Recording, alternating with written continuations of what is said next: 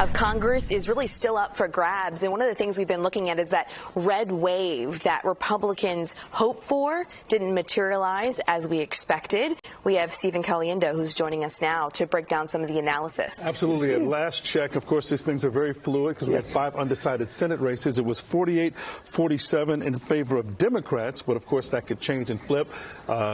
They need to get the Republicans do a whole of 1 to regain control of the Senate. From North Central College, so glad you're here with your analysis the day after the election.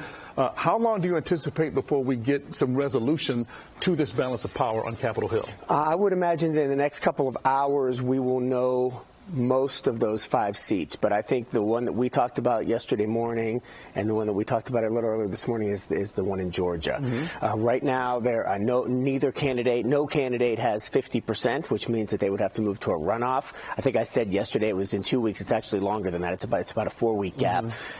First week of December, right? Exactly. And so there may be a recount before there's a determination of a runoff, because right now Senator Warnock has about 49.4% of the vote, and so if he can get to 50, then he would avoid a runoff. So I think it'll be some time till we know for sure who controls the Senate.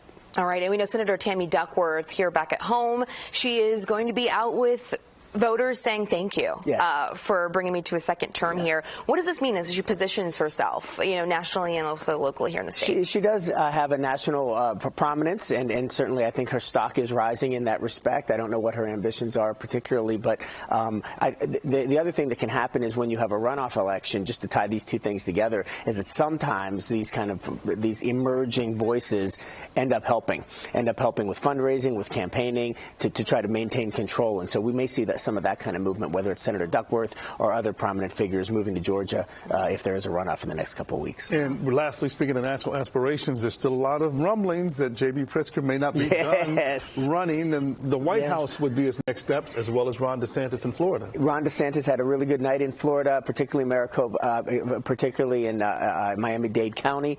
And I think that if you think about the way J.B. Pritzker answered the question that Bailey put to him during the debate about whether he would commit to staying 4 years, he was very careful in the way he answered that. So I think you're very wise to be asking questions about what J.B. Pritzker's ambitions are. Very diplomatic for sure. Stephen Caliendo from North Central College, thanks as always for your insight and analysis.